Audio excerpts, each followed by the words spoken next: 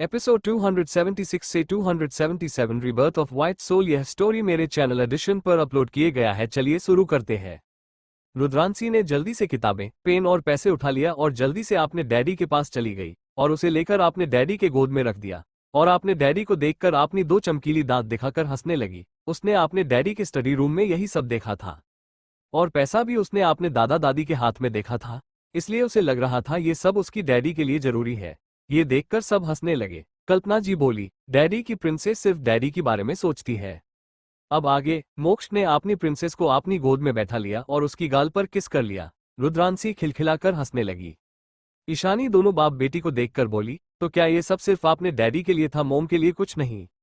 तो रुद्रांशी ने रोने कैसा मुंह बना लिया। जैसे कहना चाहती हो मैं अपनी छोटी छोटी हाथ से और कुछ नहीं ला सकती। फिर सब रुद्र की तरफ देखने लगे। रुद्र ने अपने हाथ में गहने उठा लिया। ये देखकर सब चौंक गए। अगले ही पल वो सब और भी हैरान रह गए, क्योंकि रुद्रांश ने उस गहने को लेकर अपनी मोम की गोद में रख दिया, फिर घुटनों के बल उन चीजों के पास चला गया। फिर इस बार वो पैसों का एक बंडल ले लिया और फिर से अपनी मोम की गोद में रख दिया। ईशानी को अपने बच्चे की होशियारी को देखकर हंस रही थी। रुद्रांश फिर से वापस गया और इस बार मीठी में सोने की सिक्के को भर लिया और घूमकर अपनी मोम की गोद में रख दिया। ऐसे ही एक एक करके जब तक सब उसने अपनी मोम की गोद में नहीं भर दिया तब तक देखता रहा। फिर वापस जाकर ईशानी की गोद में बैठ गया। ये देखकर सब खिलखिलाकर हंसने लगे। ये रुद्र बच्चा कितना होशियार है। इसने सब कुछ आपने मोम के लिए ले लिया। वो सब कुछ अपनी मोम को देना चाहता है। ये तो बहुत अच्छी बात है। वहीं रुद्रांश अपनी बहन और डैड को घमंड से देख रहा था। जैसे कह रहा हूं तुमने नहीं दिया तो क्या हुआ, मैं सब कुछ अपनी मोम को दे दूंगा, जो भी उन्हें चाहिए होगा। ये देखकर मोक्ष ने लाचारी में सिर हिला दिया। वो तो जैकी को लेकर ज्यादा परेशान था। उसने दुनिया की बेस्ट डॉक्टर को बुला लिया था, पर वो भी कुछ नहीं कर पा रहे थे। अब लगता है उसकी बीवी को ही कुछ करना पड़ेगा, उसके बाद जी भी होगा वो संभाल लेगा। वो जानता था जैकी की हालत देखकर उसकी बीवी बर्दाश्त नहीं कर पाएगी और अंधेरों में छुपे दुश्मनों के सामने आ जाएगी, बस इसलिए वो ज्यादा डर रहा था। पर जैकी की जिंदगी भी उतनी ही इंपॉर्टेंट थी। वो खुद जैकी को कुछ भी नहीं होने देने वाला था। उसने ईशानी को देखा जो रुद्रांश को किस कर रही थी और दोनों माँ बेटे बहुत खुश लग रहे थे। तभी ईशानी नंदिनी और काव्या की तरफ देखकर बोली, नकुल और जैकी अभी तक आए क्यों नहीं है? 2 दिन पहले तो वो बहुत ज्यादा एक्साइटेड था। ये सुनकर मोक्ष ने अपनी आंखें बंद कर लिया। नंदिनी हैरानी से बोली, मैं भी यही पूछने वाली थी, पता नहीं कहाँ रह गया। नकुल भाई ना आए तो भी समझ आता है, पर जैकी तो आज आने का एक भी मौका नहीं छोड़ता। ईशानी के मन में अजीब सी ख्याल आ रहा था। उसने जल्दी से जैकी को कॉल किया तो उसका कॉल नहीं लगा, फोन स्विच ऑफ था। ये देखकर ईशानी की आंखें छोटी हो गई। अब तो उसे और भी अजीब लग रहा था। जैकी कभी अपना फोन स्विच ऑफ नहीं करके रखता था। तभी मोक्ष ने रुद्रांशी को अपनी मोम के गोद में दिया और ईशानी को देखकर बोला, बीबी रूम में चलो, मुझे तुमसे कुछ बात करनी है। ईशानी को अब पूरा यकीन हो गया था कि जो भी है उसका जेबी इस बारे में जानता है। उसने रुद्रांश को कनक जी के गोद में दिया और दोनों रूम में चले गए। किसी ने भी उन्हें नहीं रोका। सबने सोचा कि शायद कोई जरूरी बात होगी, पर तेजस और वरुण समझ गए कि मोक्ष ईशानी भाभी को क्या बताने वाला है। जरूर ये जैकी और नमन के कंडीशन के बारे में होगा। वो दोनों भी कल से कड़ी परेशान थे। नमन उन दोनों के लिए दोस्त जैसा था, इसलिए ऐसा तो कभी नहीं ही सकता कि उन्हें उसकी हालत के बारे में पता ही ना हो। और राघव मायरा के बारे में और गोयनका फैमिली के बारे में इन्वेस्टिगेशन करवा रहा है, ये भी उन्हें पता था। वरुण ने तो सोच लिया अगर मायरा ने ऐसा किया होगा तो इस बात वो उसे खुद मार डालेगा। मोक्ष ईशानी के सामने खड़ा था। मोक्ष ने कल जो भी हुआ सब कुछ बता दिया और गहरी सांस ली। मोक्ष की बातें सुनते सुनते ही ईशानी की आंखें पूरी तरह से लाल हो गई थी, जैसे अभी उसकी आंखों से खून उतर आएगा। तो तुमने कल क्यों नहीं बताया हब्बी? ईशानी ने गुस्से से पूछा और रूम से बाहर चली गई। वो सीधा बाहर की तरफ जाने लगी। ये देखकर पूर्णिमा जी ने उसे रोका और बोली, कहाँ जा रही हो बच्ची? यहाँ आओ, देखो तुम्हारा बेटा तुम्हारे जाते ही तुम्हें ढूंढने लगा है। ईशानी ने मुड़कर उनकी तरफ देखा और बोली, मुझे कुछ काम है, आप सब बच्चों को संभाल लीजिए। इतना कहकर ईशानी सीधा विला से बाहर चली गई। वहीं सभी ने ईशानी की लाल आंखें देख लिया था। सब एक पल के लिए घबरा गए। उन्हें लगा ईशानी रो रही है या मोक्ष और उसके बीच जरूर झगड़ा हुआ है। तभी मोक्ष भी नीचे आ गया। इसी वेज राघव हॉल में आया और बोला, बॉस पता चल गया इन सब के बारे में। किसने दूसरों को बॉस और जैकी के बारे में बताया है? वो कोई और नहीं, मिस प्रिया मेहरा है। उन्होंने ही लेडी बॉस की आइडेंटिटी के बारे में अपने बाप को बताया और जैकी के बारे में भी। और उसके बाप ने अपने गैंग के जरिए दूसरे बेस को ये खबर दे दिया। ये कहते वक्त वो गुस्से से मेहरा फैमिली को घूर रहा था। वहीं प्रिया की नाम सुनकर मायरा फैमिली को कुछ समझ नहीं आ रहा था कि प्रिया ने आखिर क्या किया है और प्रिया के बाप का क्या मतलब है। अगर कोई समझ गया था तो वो दर्शित ही था। वो संसद ज्यादा गुस्से में थे, सिर्फ वो ही जनता था कि प्रिया किसकी बेटी है। वो गुस्से से खड़ा हुआ और बोला, इस घटिया लड़की को आज मैं किसी भी कुमार पर जिंदा नहीं छोड़ूंगा। आरती जी हैरान होकर बोली, आखिर प्रिया ने किया क्या है और किस बारे में बात हो रही है। उनकी बात सुन माफ मोक्ष उनका मजाक उड़ाने की लहजे में बोला, आप जैसे बेवकूफ को आखिर सच कभी दिखाई देता है क्या। फिर दर्शित की तरफ देखकर बोला, आई होप कि तुम्हें अच्छे से पता ही क्या करना है। गार्ड्स के साथ उसे विला भेज देना। में तुम्हारी सो कॉल्ड फैमिली की इंटरफेरेंस नहीं चाहिए। इतना कहकर वो राघव के साथ वहां से चला गया और ईशानी के पीछे हॉस्पिटल के लिए निकल गया। वहीं सुकेत जी और आरती जी दादाजी दादी माँ समीर और दोनों भाई दर्शित को देख रहे थे। तभी दर्शित गुस्से में बोला, दादाजी दादी माँ वो घटिया लड़की प्रिया वो कोई अनाथ नहीं है। उसका बाप अभी जिंदा है और उसकी माँ भी जिंदा होगी। और वो किसी और की नहीं, यशराज ठाकुर की बेटी है। उसने जानबूझकर उस लड़की को हमारे फैमिली में छोड़ा था ताकि वो हमारी फैमिली की इकलौती प्रिंसेस बन जाए और हम सब खुशी खुशी अपनी सारी प्रॉपर्टी उसके नाम कर दे। जब उसे शेयर मिल जाती तो वो बाकी शेयर भी दूसरों से खरीदकर कंपनी की ओनर बन जाते।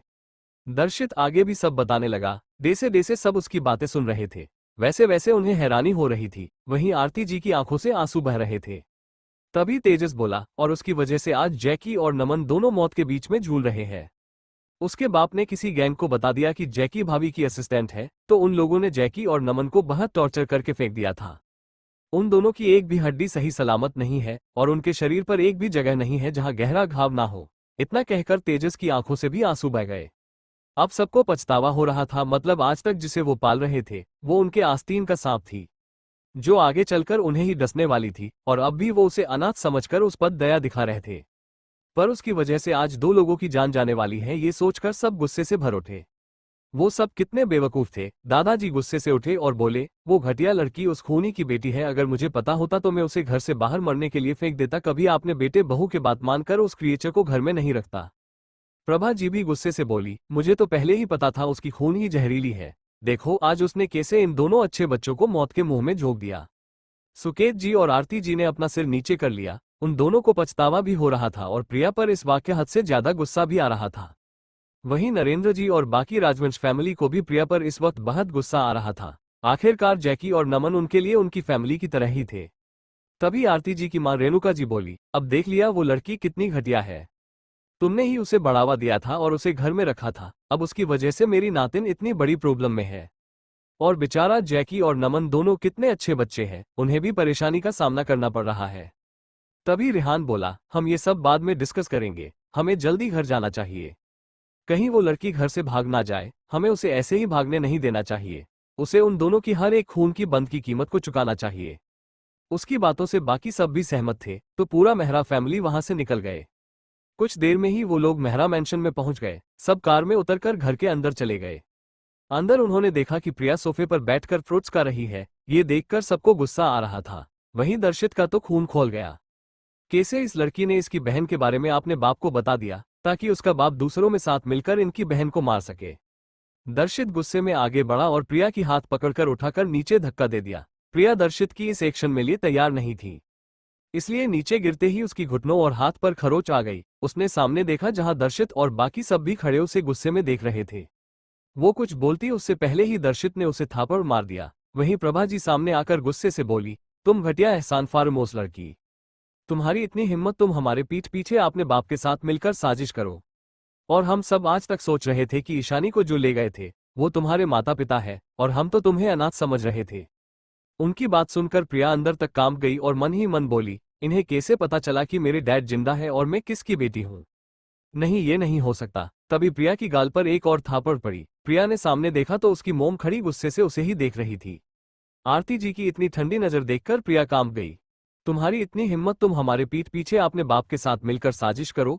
और हम सब आज तक सोच रहे थे कि ईशानी को जो ले गए थे वो तुम्हारे माता पिता है और हम तो तुम्हें अनाथ समझ रहे थे। उनकी बात सुनकर प्रिया अंदर तक कांप गई और मन ही मन बोली, इन्हें कैसे पता चला कि मेरे डैड जिंदा है और मैं किसकी बेटी हूँ। नहीं, ये नहीं हो सकता। तभी प्रिया की गाल पर एक और थापड़ पड़ी। प्रिया ने सामने देखा तो उसकी मोम खड़ी गुस्से से उसे ही देख रही थी। आरती जी की इतनी ठंडी नजर देखकर प्रिया कांप गई। अब आगे आरती जी गुस्से से कांपती हुई बोली, तुम घटिया लड़की, मैंने अपनी खुद की बेटी को छोड़कर तुम जैसी गंदा खून को अपनी बेटी मान लिया। ये मेरी सबसे बड़ी गलती थी कि मैंने तुम जैसी घटिया क्रिएचर को अपनी बेटी मानकर बड़ा किया। हम तुम्हें इस घर की बेटी और प्रिंसेस की तरह मानकर बड़ा किया, पर आखिरकार तुम हो तो आपने बाप की तरह चालबाज। धोखा देना और नाटक करना तो तुम्हारे खून में जी है, जो मुझे कभी समझ नहीं आया। और मैंने तुम जैसी लड़की की वजह से अपनी खुद की बेटी को पराया कर दिया था। इतना कहकर उन्होंने पास रखी फ्रूट प्लेट, जिससे अभी प्रिया फ्रूट खा रही थी, उसको प्रिया पर फेंक दिया। प्रिया, जिसकी गाल बुरी तरह से सूज गया था, वो प्लेट और फ्रूट जाकर प्रिया के फेस पर लगा। प्रिया दर्द से चिल्ला पड़ी, क्योंकि एप्पल जाकर प्रिया की नाक में लगा था और प्लेट प्रिया की माथे पर लगा था, जिस वजह से उसकी माथे से खून बहने लगा था।